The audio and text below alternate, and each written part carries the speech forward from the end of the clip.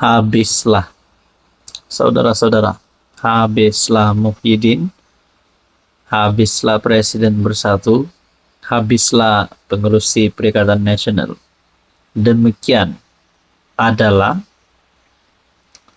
respon saya selepas saya melihat ataupun mendapat maklumat, mendapat berita di mana Lim Guan Eng telah memfailkan notis kebankrapan terhadap Presiden Bersatu Tan Sri Muhyiddin Yassin. Saudara-saudara, sudahlah hari ini kita dapat lihat bahwa Muhyiddin Yassin masih gagal untuk tumbangkan Anwar. Kita dengar pula Lim Guan Eng file notis kebankrapan terhadap Muhyiddin.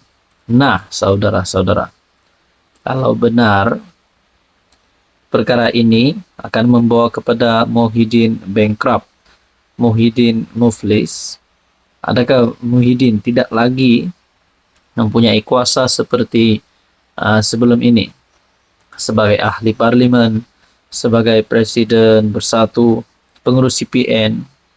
Nah, saudara-saudara, perkongsian daripada Malaysia kini. Bekas Menteri Keuangan Lim Guan Eng memfailkan notis kebankrapan terhadap pengurusi Perikatan Nasional Muhyiddin Yassin. Susulan keputusan mahkamah yang memerintahkan Muhyiddin membayar ganti rugi fitnah sebanyak RM1.35 juta kepada Lim Guan Eng.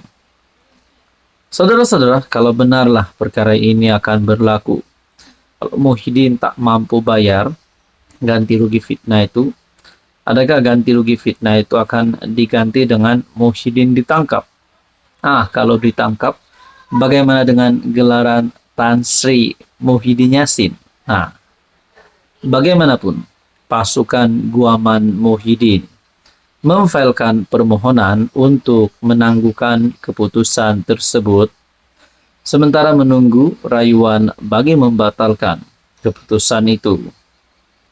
Peguam Chek Tan Jetwani yang mewakili bekas Perdana Menteri itu mengesahkan pasukan Lim kepada firma Guok Partnership telah mengemukakan permohonan kebankrapan tersebut.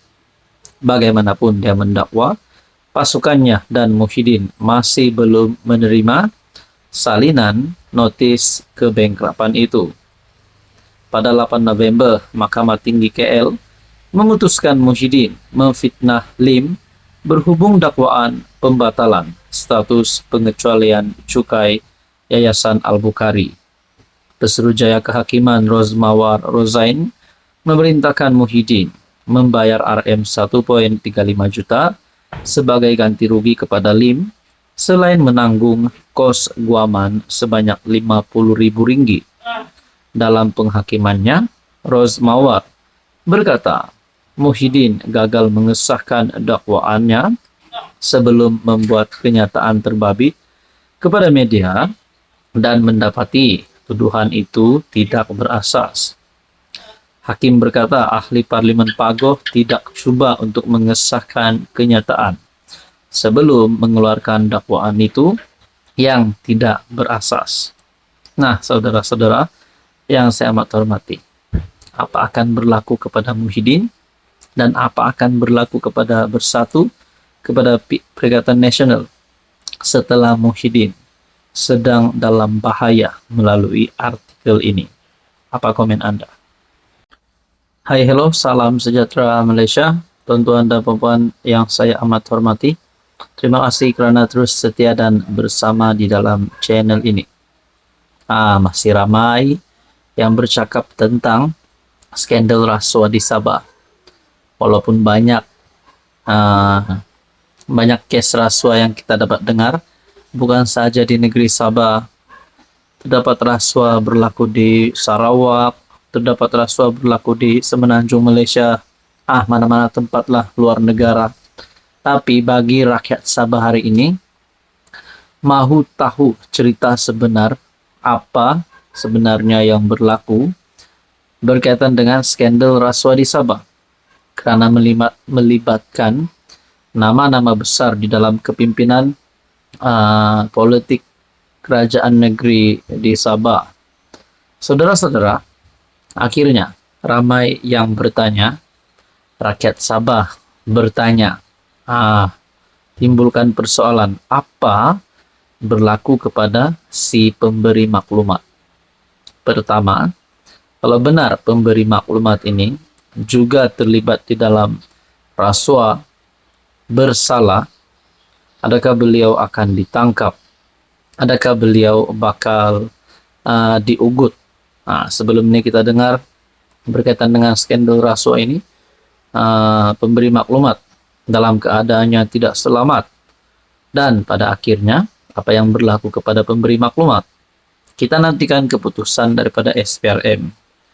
Berkaitan dengan skandal rasuah Sabah, SPRM sah siasat pendedah maklumat. Nah, ini adalah perkembangan terkini. Satu lagi keputusan terbaru untuk skandal rasuah di Sabah. SPRM sedang menyiasat pendedah maklumat yang mendakwa terdapat skandal rasuah membabitkan beberapa adun Sabah.